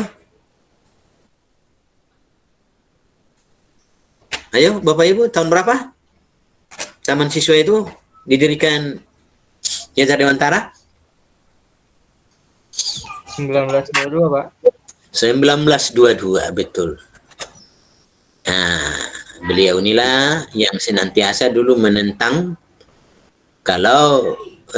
menentang pendidikan pada masa kolonial Belanda, kan itu Bapak Ibu ya. Karena masa kolonial Belanda itu ya ada pendidikan, tapi tujuan pendidikan itu adalah untuk kepentingan apa Bapak Ibu? Kepentingan pekerja, kan begitu kan? Dia hanya sekedar tahu baca, tulis, baca, hitung. Karena tujuannya adalah untuk kepentingan ya pegawai mungkin atau tenaga kerja. Tapi sekarang ini bukan, kita harus berpikir berorientasi kepada apa? Kepentingan. Nah ini tadi, kepentingan dan kesejahteraan anak. Bukan untuk kepentingan kantor. Jadi kita dalam arti di sini mencetak anak itu bukan untuk sebagai pegawai negeri, bukan untuk sebagai, tapi untuk bagaimana mengembangkan potensi yang ada di dalam dirinya, ya, bagaimana yang kita berikan itu berguna bagi kehidupan, agar kehidupannya nanti semakin sejahtera, kan itu kan, lahir batin. Ya gitu Bapak Ibu. Oke, mungkin ada supaya kita sharing lebih luas. Saya juga sangat senang bagi Bapak Ibu sekalian. Berarti Bapak Ibu sangat-sangat enak diajak diskusi, dan saya tahu bahwa Bapak Ibu semua adalah orang-orang yang ya boleh kita katakan kalau istilah ibarat siswa, Bapak Ibu sudah termasuk tergolong dengan belajar Pancasila. Ya, saya tahu itu memang ya. Dan inilah ya yang perlu kita tingkatkan ya, kolaborasinya ya gitu ya. Ya, supaya kita, karena bagaimanapun dalam sesuatu dalam profil itu kan ada apa? Kegotong royongan gitu ya. Nah, sekolah itu bisa berhasil bukan di tangan seseorang, tapi di tangan kita. Oh, yuk, silakan. Mari, ada lagi yang mungkin ya? Silakan. Ya, silakan.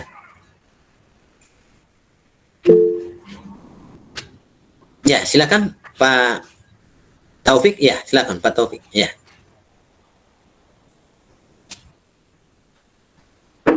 Mari Pak Taufik.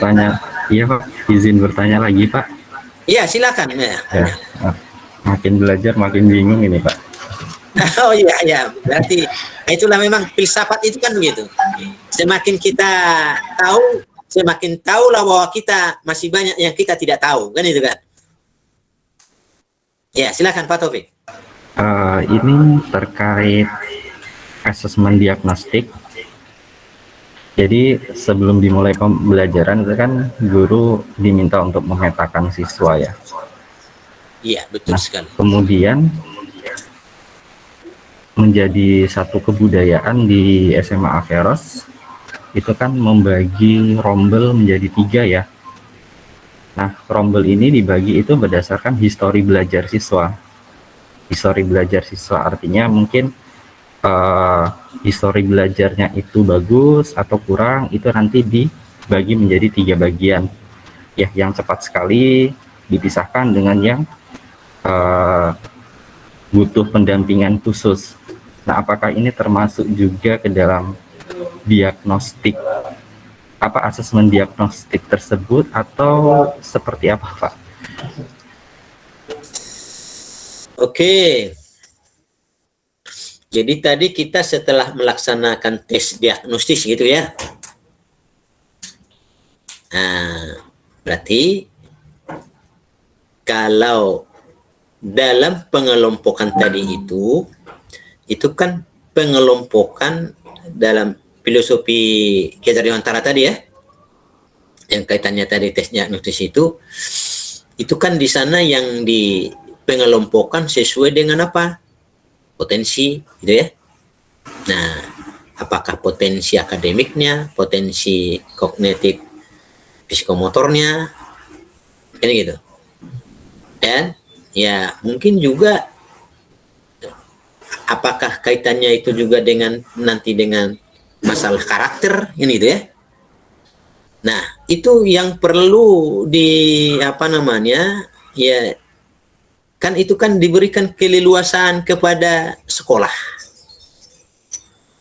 Nah, yang namanya Merdeka Belajar itu kan diberikan keleluasaan kepada sekolah. Yang nanti mungkin ada nanti materi atau besok apa itu. Jadi ada hal-hal yang dibuat oleh pusat, ya kan gitu kan, termasuk itu profil belajar Pancasilanya, itu kan, termasuk itu CP-nya, capaian pembelajarannya. Nah, nanti untuk pelaksanaannya itu diberikan keleluasaan kepada pihak sekolah. Nah, maka bagaimana nanti masalah, kan nanti kan disusun nanti apa namanya, kurikulum operasional, gitu kan? Nah, jadi barangkali di kurikulum operasional itu nanti akan digodok ini. Kan biasanya di dalam kurikulum itu ada kan, kebetulan Aperos kan tidak ada jurusan IPS, jurusan bahasa nggak ada ya. Nah, itu kan di sana juga kan ada. Kalau biasanya kan ada di dalam kurikulum itu operasional itu kan ada di sana bagaimana penjurusan, kan itu kan? Nah, bagaimana penempatan anak itu di kelompok A, di kelompok B? Apakah itu disesuaikan dengan tingkat kemampuan inteligensinya, kan itu kan? Kalau mungkin yang saya pahami di Aperos itu kan penempatan kelompok kelas A, B, C itu ya, sesuai dengan tingkat kemampuan, ya mungkin tingkat kemampuan keseluruhan. Karena yang namanya penilaian itu kan harus penilaian yang komplit semua, kan itu kan. Sudah termasuk di sana pengetahuannya, keterampilannya, dan sikapnya, kan itu kan. Ya, jadi itu ya tidak salah. Ya kalau di Aperos itu kan mungkin ada tingkat inteligensinya agak bagus di A, sedang di B itu kan ada mungkin sistem rankingnya gitu ya. Nah, ya tidak jadi masalah. Tapi mungkin nanti perlu perhatian yang lebih, apalagi penyesuaian dengan apa namanya, kurikulum kita yang sekarang ini. Nah, gitu. Jadi memang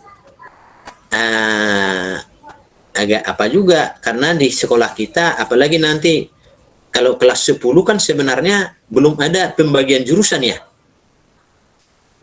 Belum toh, kalau di dalam kurikulum sekarang. Itu Pak Wahyu ya? Ya. Belum, Pak. Ya, itu nanti baru di kelas 11, kelas Naik ke 12. kelas 11, Pak. Iya. Ya gitu. Jadi nanti ya kurikulum di kita itu ya kita sesuaikan dengan lingkungan kita.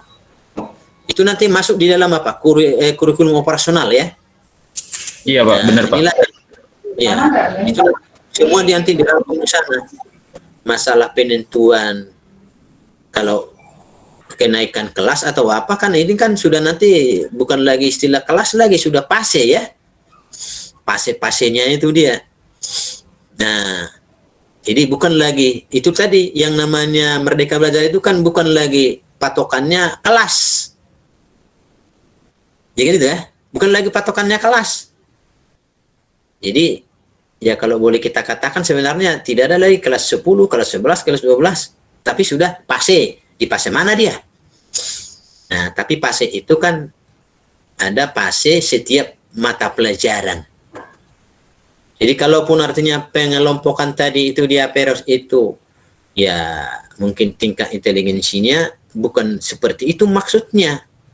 Karena nanti kurikulum kita ini bukan lagi per kelas, tapi sudah per individu. Dan itu nanti dikelompokkan masing-masing individu pada pase-pasenya itu. Ya. Nah, memang juga agak rumit juga, dan untuk melaksanakan ini memang maksimal mungkin ya memang agak repot juga. Karena memang ya tapi itulah. Tapi kapan kita memulai, dan ya siapa lagi kalau bukan kita?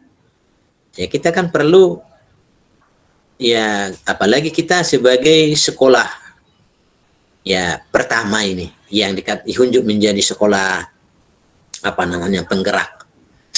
Ya apakah kita nanti akan mensosialisasikan ini ke sekolah, mengimbaskan ini ke sekolah-sekolah lain?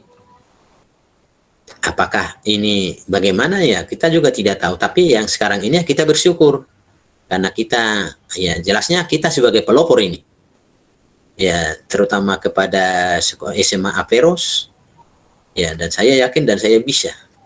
Makanya saya juga ya apresiasi yang luar biasa ini sudah bisa menciptakan LMS ini ya, hampir sama dengan yang di pusat sana. Luar biasa ini yang namanya orang-orang IT-nya juga memang canggih ini ya toh Pak Wahyu ya, bisa menciptakan LMS begini yang tidak kalah Iya, apa Pak. dengan Pak Taufik, Pak, canggih, Pak. Pak Taufik ya memang luar biasa Pak Taufik ya. Luar biasa Pak Taufik, Pak. Iya Pak Taufik ya. Oh, Jadi ya ada andalan ini. Tim saya banyak Pak, bukan saya sendiri Pak. Ya, kalaupun nantinya kan, Iya. tapi kan motornya kan Pak Taufik barangkali Oh, tidak cuma Tapi perwakilan semuanya saja Pak. hasil kerjasama semua kan begitu Ya. kan? Yang sering dimarahi saja Pak.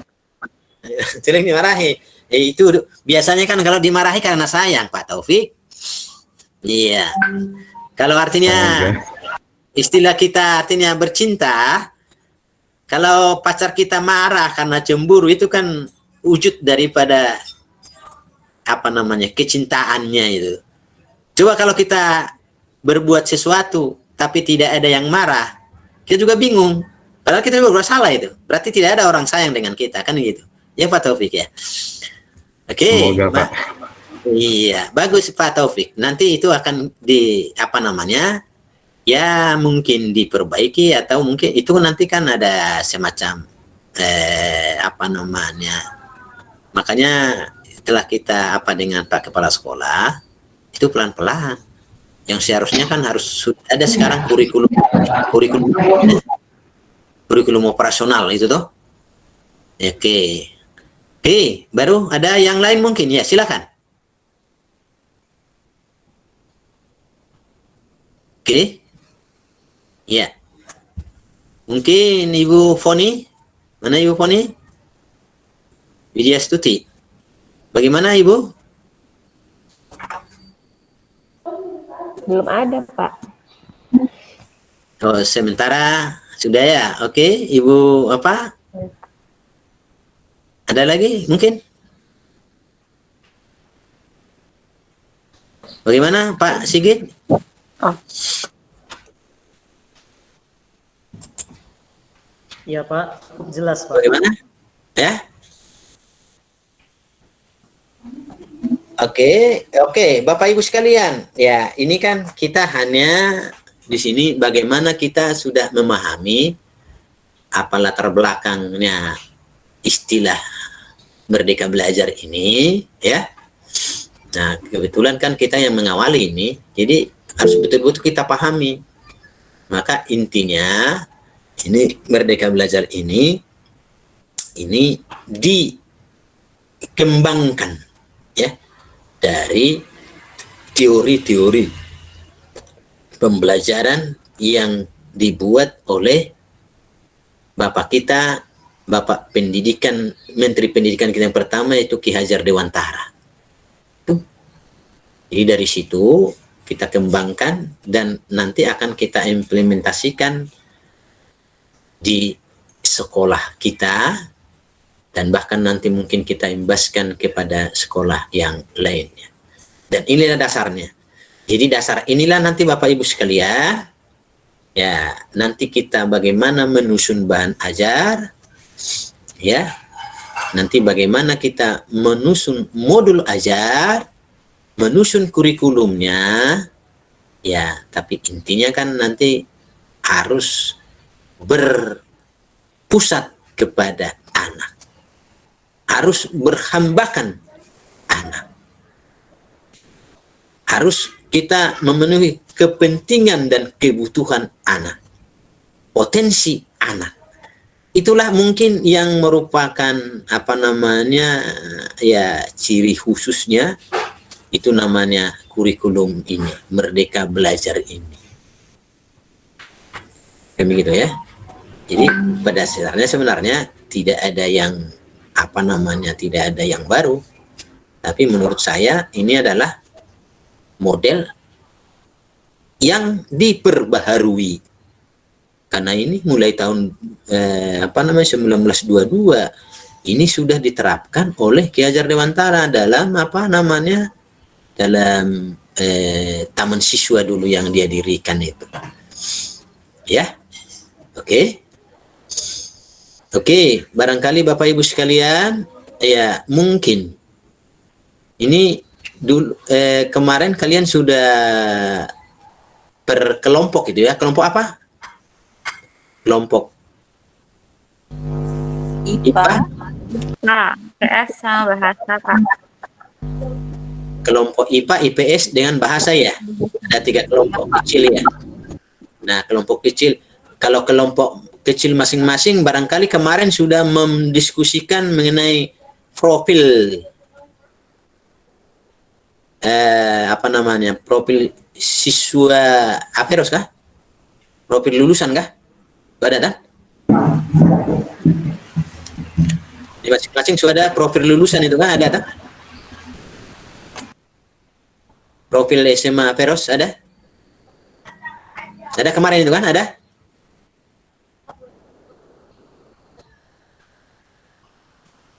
Di kelompok IPA ada kemarin profil lulusan itu kan, ada kan?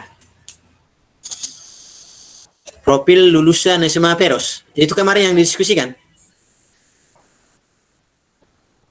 Gitu kan? Ada? Ada kemarin Pak Taufik ada itu yang mengenai profil lulusan itu ada? Kalau tidak salah itu profil pelajar Pancasila apa ya? Ada Kayak pandangan profil siswa yang diharapkan di sekolahnya kayak gitu, Pak. Iya, itulah makanya namanya profil lulusan tuh. Oh ya. Iya. Ya mungkin mirip-mirip. Iya, itu profil lulusan yang artinya lulusan siswa yang diharapkan dari Aperos kan, itu kan profil lulusan itu. Itu jabaran daripada profil pelajar Pancasilanya itu. Ya kan masing-masing ada itu kan. Coba mungkin dimunculkan dulu. Itu masing-masing didiskusikan di kelompok masing-masing kah atau kelompok besar?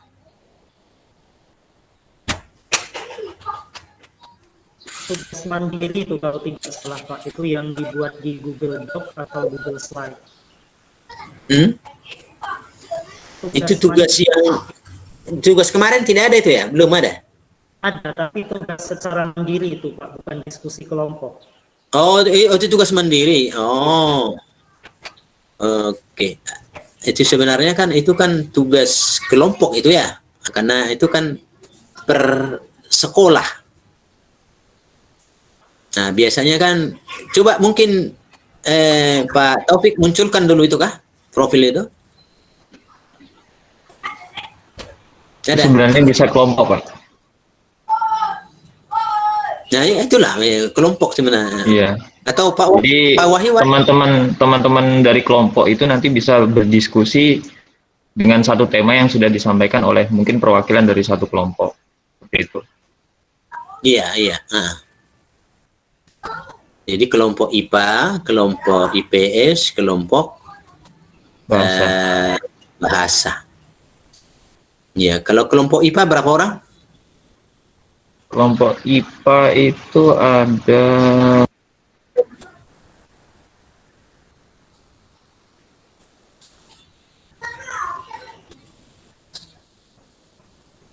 Kalau pesertanya kita sesuai dengan pembagian daripada Ibu dulu berapa itu ya? Kalau IPA 5 Pak ini. Oh 5 ya. Nah, IPS Untuk yang guru imbasnya Pak, yang imbasnya yang belum mengikuti pelatihan sebelumnya. iya betul, iya. 5, sudah lumayan itu. Berarti ada dari IPA-nya, ada dari IPS-nya, ada dari apa namanya Bahasa. ya. Oke, Bapak Ibu, mungkin masih ada lagi yang mungkin? Oke, enggak apa-apa, Bapak Ibu, mumpung kita masih ada waktu sedikit lagi. Bapak, saya mau bertanya. Iya, bagaimana? Silakan Ibu Untari. Iya Pak, tadi terkait materi yang Bapak sampaikan tentang teaching in the right level itu Pak. Apa itu? Tentang materi yang tadi Bapak sampaikan, teaching in the right level. Iya. Tadi, kan tadi disampaikan bahwa satu kelas itu memungkinkan adanya siswa yang belajar pada fase yang berbeda, begitu Pak. Iya. Ya, jadi kira-kira bagaimana Pak praktiknya untuk penerapannya di kelas yang sama, tapi dia berada di fase yang berbeda, begitu Pak. Oke. Jadi kalau kita lihat tadi yang namanya TARL itu ya, ketika kita sudah melaksanakan apa namanya tadi, kita katakanlah ujian itu ya, atau asesmen itu, berarti nanti akan kita mendapat data ini namanya ya, data. Tentunya ada anak itu kita tempatkan di fase-fase masing-masing sesuai dengan hasil data itu, kira-kira begitu ya. Nah, jadi inilah memang yang perlu kita pikirkan bersama sebenarnya. Contoh begini. Karena makanya tadi dikatakan tidak ada lagi istilah per kelas itu. Contohnya begini, toh. Kalau di SMA itu kan ada pasiennya ada 2 ya. Iya Pak, fase E sama F. Kelas 10 itu fase E. Kelas 11 12 fase F gitu ya. Nah, kalau di dalam fase ini kan tentunya penempatannya per bidang studi. Itu toh. Kan itu kan per bidang studi itu. Jadi makanya kita bingung, contohnya di matematika. Contoh ya. Pasiennya sudah masuk, kita katakanlah kita kelompokkan di dalam kelas 12. Karena fase ke-12. Tapi ada anak pasiennya masih di kelas 11. Dan beragam kan itu, beragam bidang studi. Nah, jadi yang paling apanya lagi pas dia mau ujian sumatif terakhir di kelas 11 mau ke kelas 12. Padahal ada anak yang masih belum, artinya tinggal di fase. Nah, itu makanya fasenya tadi itu kan disusun oleh guru bidang studi masing-masing. Nah, guru bidang studi masing-masing. Maka anak itu sesungguhnya kalau berdasarkan fase-fase begini, harus gurunya harus mengikuti dari kelas 10, 11, 12 kan itu kan. Supaya dia yang ada data itu. Mengajar di kelas 10 ada datanya, atau bisa jadi memang nanti guru lain. Tapi data yang di kelas 10 tadi dikasih ke yang mengajar di kelas 10, 11, 12. Nah, dan inilah sebenarnya yang perlu kita pahami bersama. Itulah namanya kan harus kreatif toh. Kreatif, kritis. Nah, ini karena ibu ini kan berpikiran kritis. Bahwa ini begini pasti bagaimana menerapkannya. Padahal siswanya bukan hanya 1-2, siswanya hanya sampai 36. Kan gitu ya? Bagaimana kalau pasiennya ini, anak ini ada di fase begini lagi, fase begini. Nah, inilah yang perlu kita mungkin pahami bersama, bagaimana caranya. Itu diserahkan kepada, namanya juga kan Merdeka Belajar ini. Ya, sekolah juga sebenarnya tidak bisa mengintervensi lagi Bapak Ibu, guru bilang studi. Karena yang Bapak Ibu yang, hanya Bapak Ibu yang tahu. Anak ini dalam bidang studi ini ditempatkan di fase mana? Anak ini karakternya bagaimana? Kan gitu. Inilah Merdeka Belajar ini. Begitu. Makanya dikatakan anak atau sekolah diberikan keleluasaan oleh pusat. Kalau selama ini kan RPP-nya juga kan kita itu kan harus dari sana, modelnya harus begini. Dan ini harus begini. Nah sekarang nggak perlu lagi. Bapak Ibu yang tahu, Bapak Ibu yang bisa artinya untuk menempatkan model pembelajaran yang bagaimana ke karakter anak yang bagaimana, kan itu kan sesuai dengan data yang tadi itu. Nah begitu Ibu. Jadi memang merupakan suatu pemikiran yang memang harus apa ini ya, saya kira begitu Ibu Tari ya. Ini perlu dipahami bersama lagi nanti. Iya, nah, ya itu Tari ya. Nanti kita pahami dan diskusikan bersama ya mengenai yang Ibu katakan tadi. Dan dibutuhkan apa? Kreativitas seorang guru. Masih ada lagi? Ya, makasih Tari. Itu nanti jadi model bahan pemikiran bagi kita semua. Oke, kalau barangkali tidak ada lagi, ya mungkin nanti ya kurang lebih tadi materi tadi atau jawabannya bagaimana. Ya saya kira masing-masing kita memahaminya, itu yang paling utama. Oke, saya serahkan kembali kepada moderator Ibu Rizky. Ya silakan Ya, Ibu Rizky. Pak. Terima kasih banyak Bapak atas materinya hari ini. Nah, untuk Bapak Ibu semua, terima kasih banyak sudah mengikuti kegiatan hari ini. Mudah-mudahan materi yang diberikan oleh Pak Manabung Banjarnahor hari ini sudah jelas, bisa menjawab pertanyaan Bapak Ibu semua, dan nantinya bisa aplikasikan di pembelajaran berikutnya. Mungkin untuk penutup hari ini, diingatkan kembali kepada Bapak Ibu untuk mengisi daftar hadir presensi peserta IHT pada hari ketiga yang sudah ditulis di chat.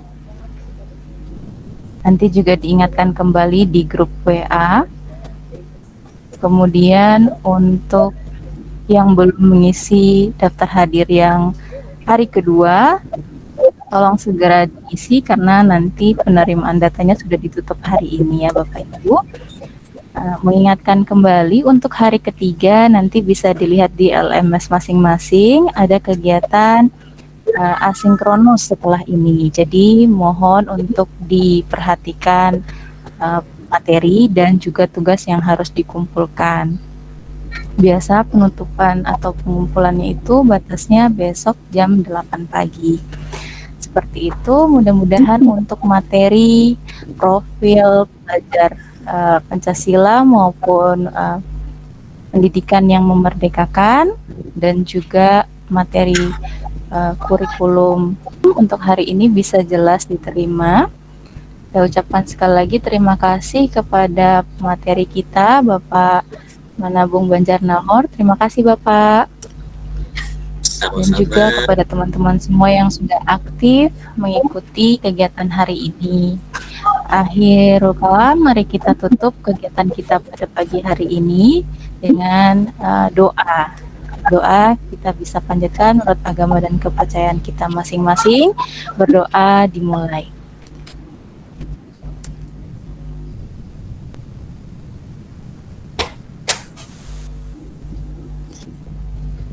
Kurang dan lebihnya saya ucapkan mohon maaf kalau masih ada kekurangan dengan materi sinkron sesi kita pada pagi hari ini.